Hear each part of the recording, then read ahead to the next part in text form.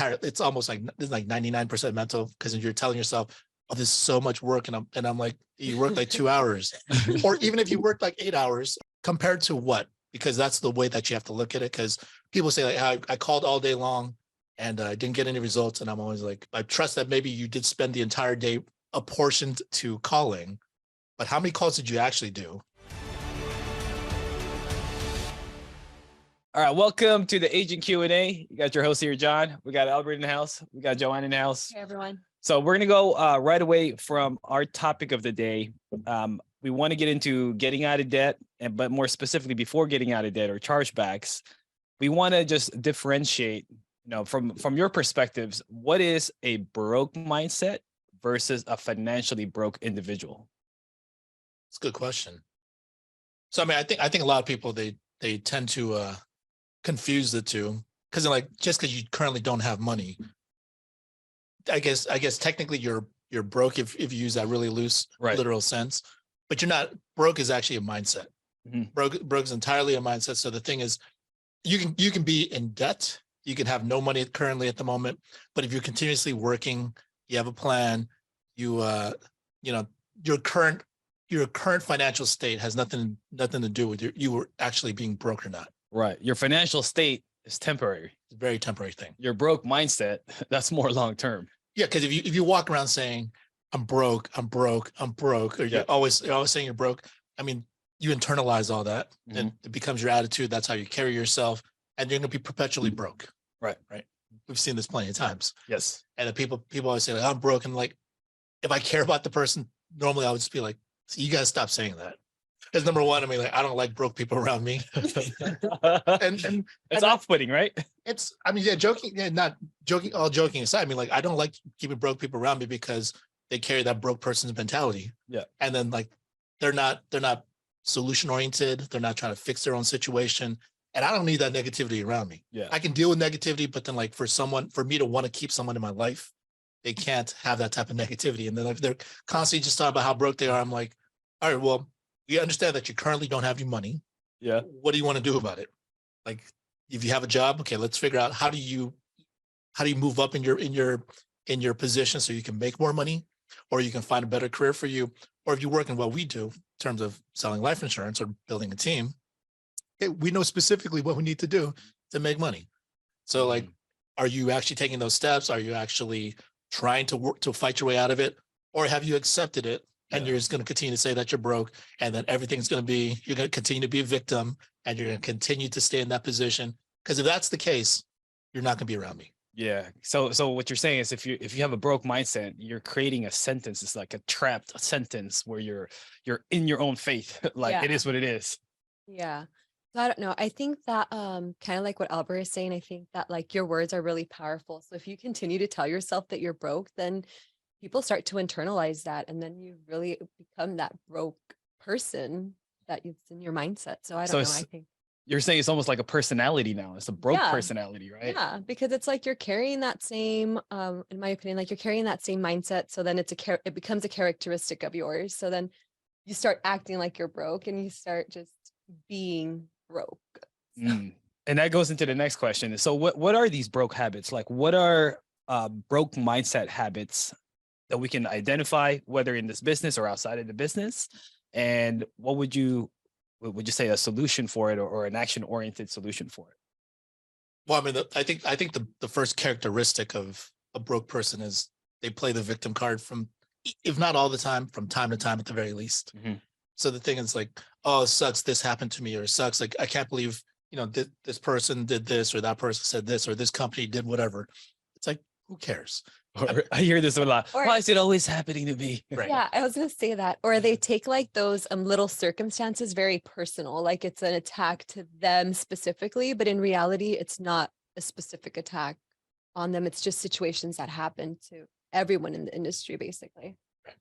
Yeah, and the sooner you take personal responsibility for it, then you can actually fix it. But then if you stay there thinking, oh, I can't believe they did this to me, they didn't tell me anything before this, and look, I mean, it's not that we have no sympathy for that, because we're all human, and it sucks to deal with those situations at times. But if you're sincere about wanting to fix it, You got to just think about, what do I need to actually do to actually change this? Right. I think for me in our business, I hate to say it, but I feel like it's a broke mindset when I hear someone saying, I can't afford to buy leads. Right. Because how do you fix that? In our business, we buy leads, we write business. Leads makes us money. But if you have the broke mindset that you think it's a cost to buy the leads, you're not seeing that it's a cost to make money. How do you survive in our business? How do you get better? Right. And for all the people that are making money, the people that are successful, I mean, like, how did they afford to get leads? I mean, like, it costs the same to all of us, right? Right. But the thing is, how do they afford to? It's not really, yeah, I can't afford to buy leads. It's more, I haven't taken the proper steps leading up to this to be able to manage my money properly, to be able to temper my expectations, to save, to put aside money, to take this seriously, commit to this, commit to myself, commit to purchasing leads, all these different things that went into the lead up process to where you are now, where you could say, I currently don't have money to buy leads. Right. That's a taking a personal responsibility kind of And I think statement. when you say currently, that's a temporary mindset. Correct. So that's a financially broke individual, right. Which that doesn't mean that they're not going to buy leads in the future. But when you say so, we hear somebody say, I can't afford to buy leads, that's a strong statement that I don't want to do anything. I don't want to buy anything. I don't want to spend anything. Yeah.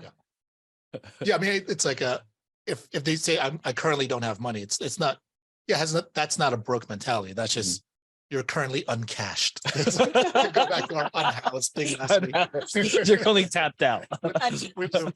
For context, we're talking about in homeless in California, they call them unhoused, the homeless people. So then, like, here you're currently uncashed. Right?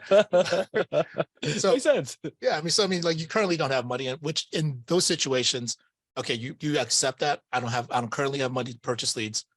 What can I do instead? Right. And then John Wetmore recently did a base shop builders call, maybe a couple months ago now, but it's a really good one. He said, if someone is in that situation, first of all, hit up your warm market. Yes. Okay. Get rolling with that and do it with the intent of, I'm going to sell to people that actually genuinely need this, that are going to keep it. And then let me approach them first. And then once I make a couple sales, I got to roll that back in, invest it back into my leads instead of go take all that money, just start paying off all my bills, and then, take a trip to Disneyland or do whatever. Like, you got to handle it, your responsibilities first. And if you can do that, then that's a great step. Also, you can re-engage some of your old leads. Right. If you currently don't have money for leads, you have to have some old leads. And yeah, is it as pleasant as working new leads? No, of course not. But it's sweat equity. You put yourself into that position, so you got to figure out a way out.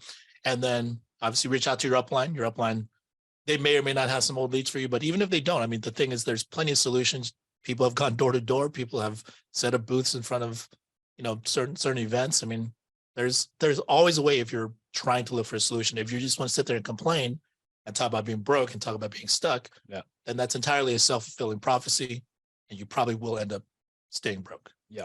Yeah. And I remember John Wetmore even said it, if you've been in business for a while, okay, well, you have your policy owner services, you have your clients, you can get referrals off your clients, you got your warm market, you can sell your warm market and continue to get referrals out of those warm market.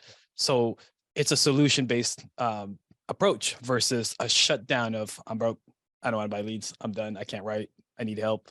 You're asking for the Band-Aid at that point, right?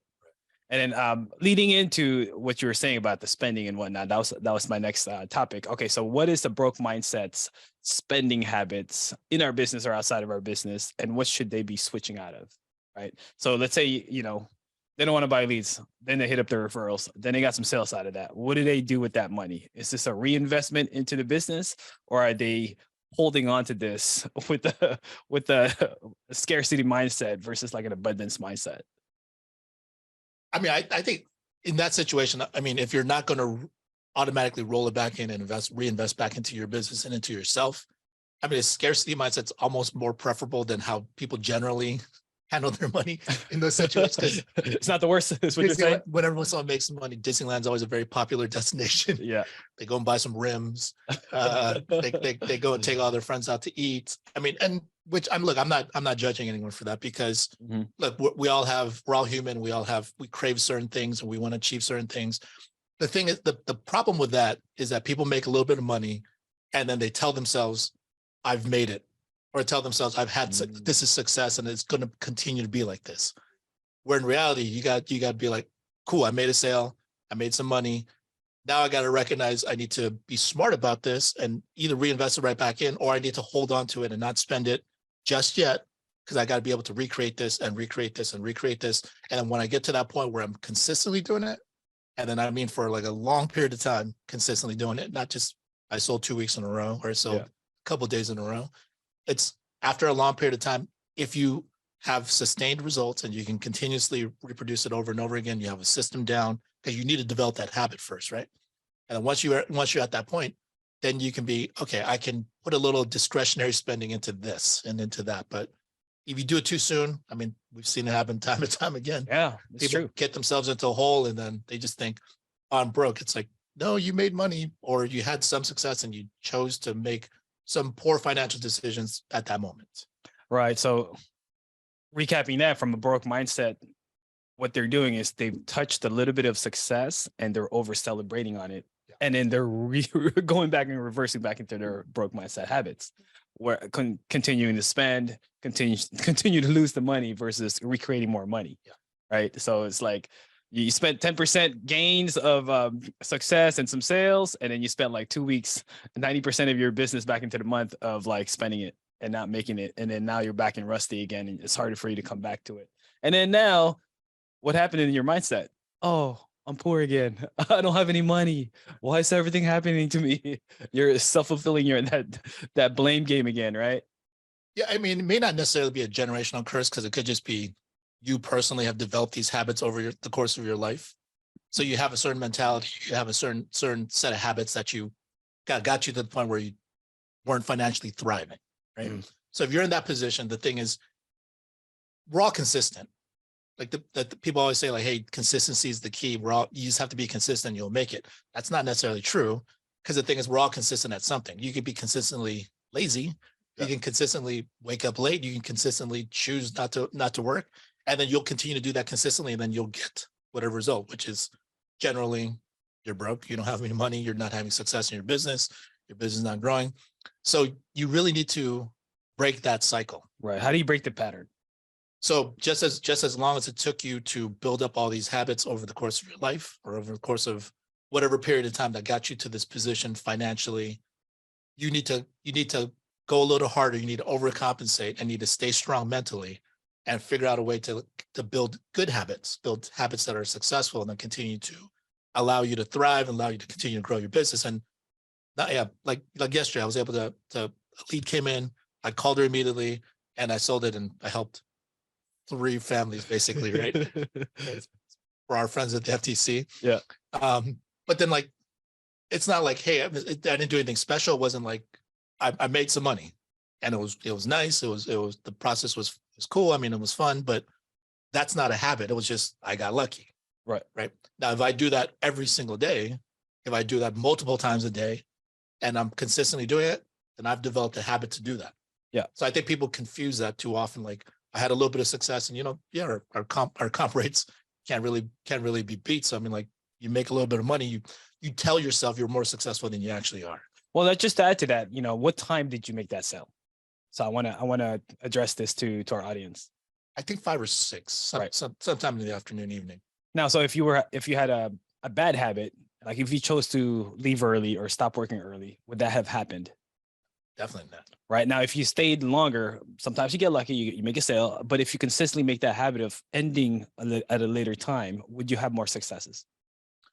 Oh, you give yourself way more opportunities. I mean, it's just a matter of at bats, right? Right. Yeah. If you give yourself a very small window to work, I mean, what are the odds of you? I mean, like, unless you're extremely skilled, and even if you're extremely skilled, I mean, I think it's a huge risk all the time to just think, I'm going to get it done within this window, because And get lucky. it's not entirely dependent on you. Like, the clients have to be available. Everything Timing just has to be right. line up. Yeah. And then everything can line up Yeah. if you're constantly putting in time, and you're constantly putting in work. Yeah. And so what I was getting at to that is like, if you're sometimes the broke mentality is they're thinking they're overworking when they're probably not really working a lot. Right. And then that's the mentality and consistency you got to have. You got to build great habits. What are great habits in our business? Well, you got to work a lot. And when you work a lot of things happen for you. right? Now, will it happen immediately? Will you have instant gratification and some sales? Could you have bad days? Could you have bad weeks? Yes, right? But if you can build these habits, you're never going to have bad years and bad months, right? And then with enough time, you're going to have enough sample size to say, oh, okay, one off day, 2 off days versus the entire great days that we're having when we're working here. Well, just to add to that, when and that is true. I never really pieced it together, but when people don't have money or they're in that broke mindset, a lot of times they say like, I worked so much and I still didn't see results, and I worked so much, and I'm like, compared to what? You know, compared to your former self of not working. And I like, dialed for 2 hours. yeah, It was hard. and look, that's okay. I mean, like if you feel like it's difficult, it's supposed to be that way, because you have to kind of build up that tolerance and build up that muscle to get to the point where it's no longer, it's effortless at that point, or you're just accustomed to it. And you're not battling with yourself about it. Right? Which is all entirely, it's almost like, it's like 99% mental, because you're telling yourself, oh, this is so much work. And I'm like, you work like 2 hours, or even if you worked like 8 hours, I mean, like you worked 8 hours. I mean, compared to what? Because that's the way that you have to look at it. Because people say like, I called all day long and I didn't get any results. And I'm always like, okay, I trust that maybe you did spend the entire day apportioned to calling, but how many calls did you actually do? Yeah. Because I mean, that's a very telling thing. Right. Because then they'll or like they had like 10 leads or 20 leads, and they're like, I called all day long and I didn't get any results. And I'm like, okay, what do you expect was going to happen with that? So I guess if you start hearing yourself, okay, so in our business, it's not that hard, it's not that easy, but you can catch yourself complaining a lot, right?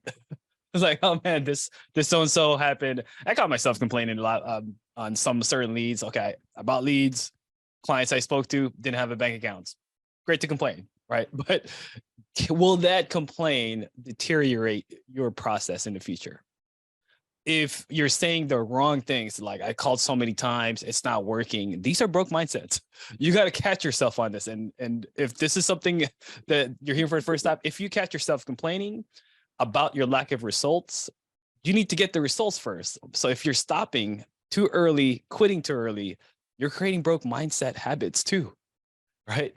So anytime you catch yourself, all right, this is not a rich mindset. Let me keep focused. Let me keep working. Let me go through the time I decided to stop working. So if you're having bad results at like 3 o'clock, okay, you wanted to work till 7. Let's keep working till 7. Well, I mean, for the people that genuinely want to improve their situation, if you feel like you're broken, you tell yourself you're working. I have a real good solution for that. Yeah. Either you gotta link up with somebody that's working more than you are, and they're actually working and they actually want to improve themselves. Because if you get together with someone that just wants to complain and commiserate with, you'll find plenty of people, but enjoy both of you being broke. Right? Misery loves company. But you got to find someone that you can talk to and keep you accountable. And then the easiest thing is just get on live dials, get on with everyone else, hold yourself accountable to that. Because the thing is, you could be on all day and you could tell yourself you're working, but if you didn't make a single call and no one heard you call, no one saw you call, I mean, they'll call you out. If you say like, hey guys, this is my commitment, this is what I want to do. They'll be like, hey, how come you're not calling? How many leads do you have? All this other stuff. And if you just get on, you keep your camera off the entire time. Like it's your prerogative to do so, but how does that help you? Right. Like it's not going to improve your situation. Like it's not for us. Like I'm on there every day, but like I'm not on there to like keep score and be like, all right, so-and-so is on here. This person's making this many calls. I don't think about any of that stuff. Right. But I know who's working and who's not. Yes. Right. And for the people that are not working, I just kind of like let them do their thing. I'm like, maybe they'll eventually come around and get the nerve to like actually unmute themselves, actually turn on the camera. And then there's other people that are truly an inspiration because they're just dialing nonstop the entire time. That's Terrence, that's JP, that's Darren White. Darren killed it yesterday. Yeah. He's doing great. I think I've been on there this week. Days. Yeah. So I mean, it's not an indictment on anybody if you don't do all that. But I mean, like, if you genuinely want to help yourself, if you genuinely want to improve, that's what you should do. Because if you don't talk to anybody, like in your situation, like you're for sure going to go a bad way if you're not getting results, because you're in your own head. That narrative you start creating in your own head, it's not even true. Right. It's not even remotely true. But because you have no one to be a counterpoint, to counterbalance your thoughts and tell you, no, that's not actually what's going on in your head, and that's not actually what's happening in reality, you will not have the opportunity to improve. Yeah, you need contrast. And I think going back to, just logging into live dials. So if you're in the situation, right, you're mentally messed up. How do you break that pattern? Okay, well, you got to start changing things. Create your little small wins. All right. So don't make it big where you want to throw out like big numbers. I want to help 10 families in a week when you haven't done one or two in a while. Right. Let's just start off with, okay, let me commit to myself. Let me be on live dials every single day. Okay. Let me log in at this time and that time. Okay. For an hour, let me make these calls. Okay. People are going to be there. I'm going to learn from someone. I'm going to see someone selling. That's going to build my perspective into our business that it is successful. It's working, leads work, people work. Okay. Let me be part of these winners. And then you start building these winning habits. And then, okay, let's start dialing now. Okay. I got slammed down. What's the advice, guys? I got people here in the live dials telling me what to do now. Right. But you got to be part of the game. When you're not on and you're crying to yourself and then you're so sad about it, now you're complaining about it, soon enough, you're venting. Where's our solution to that?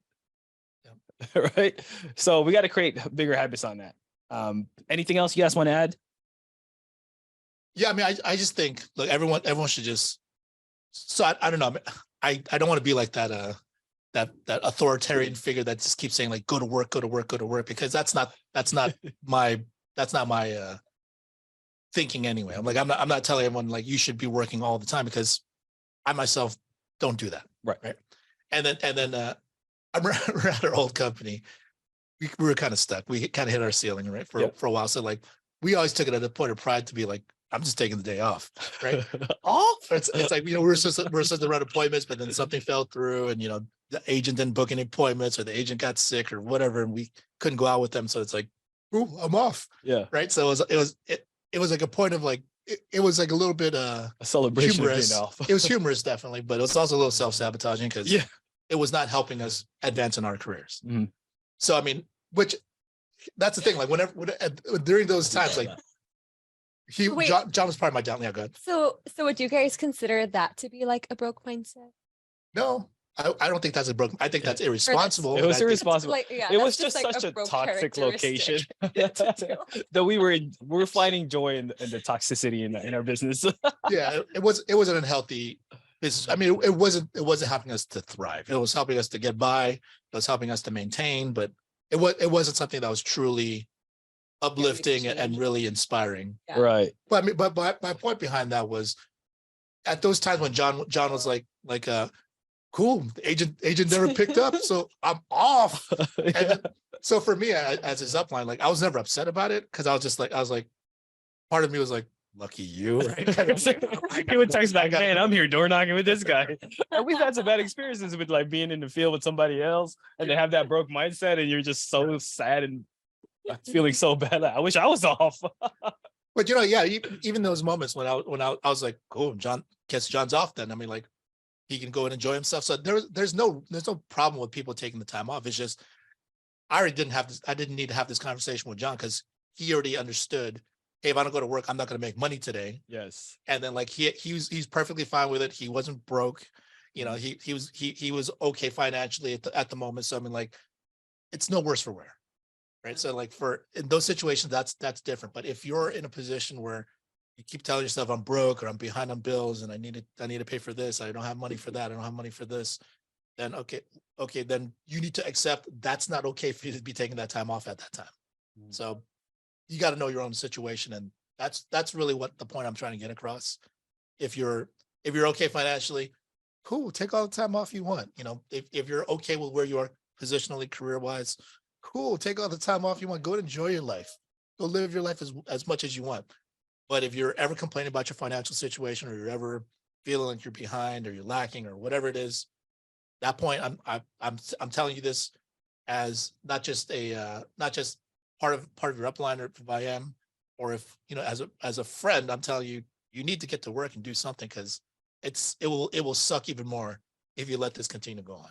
Yeah, you got to be able to live comfortably with the decisions you make. If you decide to be off and understand that you are sacrificing that day or time by not making money, then it's got to be worth it. it's got to be worth it. Where, okay, let's say you're going to go on a trip, you're going to spend some time with your family. That's worth it. But if you decided to slack off and do nothing about it, you sacrifice time to not make money and be what, on Netflix, on your bed. You got to also live with that, right? You are sacrificing your time, your money, and possibly you're actually sacrificing future freedom, because now you got to make up for that by making more money, right? So I would say just have bigger motivations, bigger ideals of like, okay, this suck of working is worth it because I get to go here in the future. But if you're in your own head complaining that it sucks to work and it also sucks to not have money, what's our solution? You're stuck in mud, right? So that's pretty much anything else you want to add? Go ahead. No, I'm good. Okay, so that's pretty much the main point of our meeting, is to just being in a position to understand where you're at, what's a broke mindset, what's a temporary solution or a temporary situation, and then what can you do to create winning habits and be better for yourself. We're going to open it up. We got a few minutes. We're going to open it up. We have some people on the Q&A. We're going to open it up for any questions that you guys may have or any inputs that you might have from our topic. Feel free to unmute.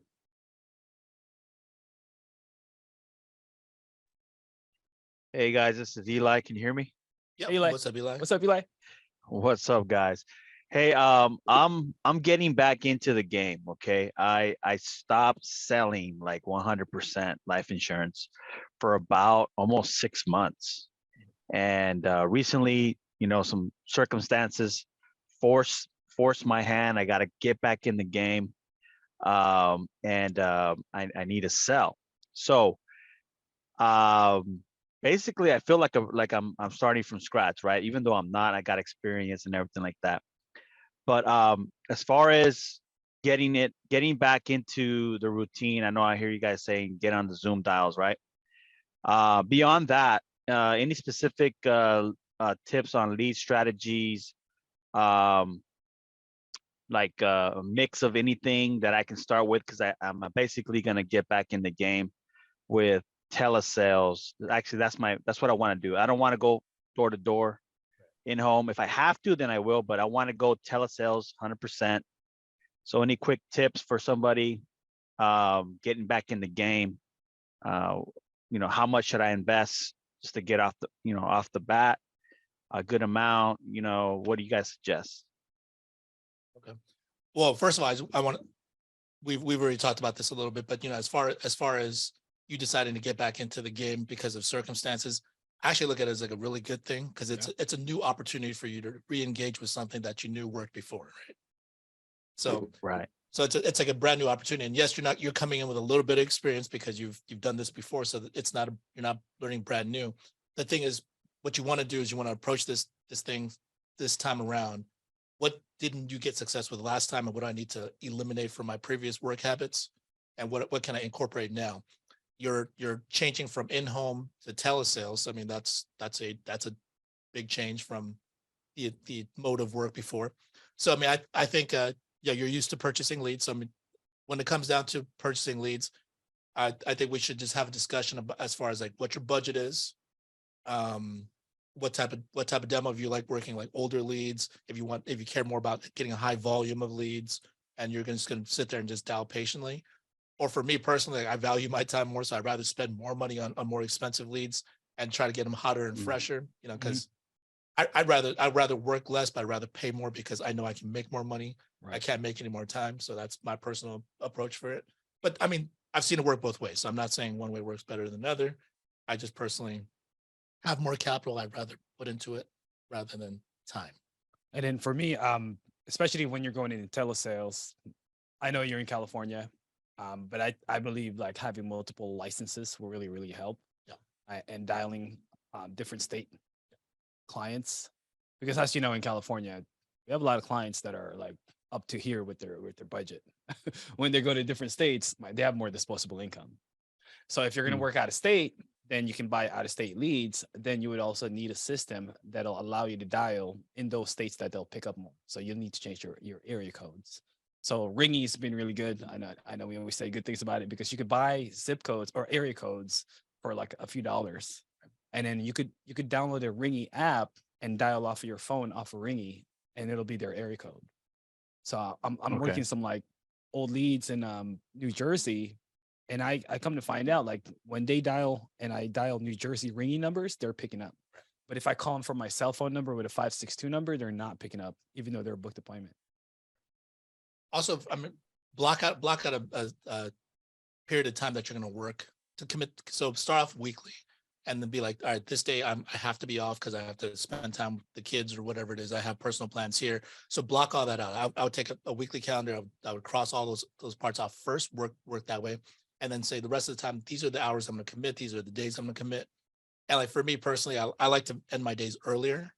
So I try to purchase leads in East Coast as much as I can, East Coast and Central time. So I can start early in the morning. I have like appointments. I can start an appointment at 6 a.m. out here on the West Coast time. And I could try to finish by like 4 or 5. And I'll still have time to like hit them up. Like my sale yesterday, she was out on the East Coast and I was able to help her out because it was 5 o'clock our time. It was like 8 o'clock her time when she got off of work, when she was available. So you kind of have to plan ahead in advance if you really want to stick to a schedule. So that's my personal recommendation. Good. Okay. Yeah, So but as far Ringy as is a really good system. And does it have a CRM as well? Like you can just automate things? I know you.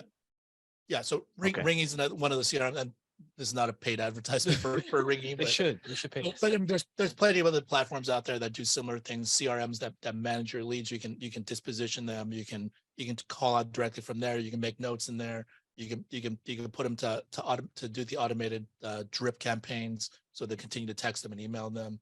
Even without you physically doing something. So that's one way of managing it. Ringing's been cool for us. We've done it. There's Go High Level. There's a bunch of different systems out there. So, but if you want to go over specifics, we can go over that offline. Nice. All right. Thanks a lot, guys. No problem. Welcome back, Eli. Happy for you. I'm back, dude. I'm gonna start posting in there too. Let's go. go. What's up? Yay. Anybody else have any All right. questions? Coon, Donnie, you guys are good?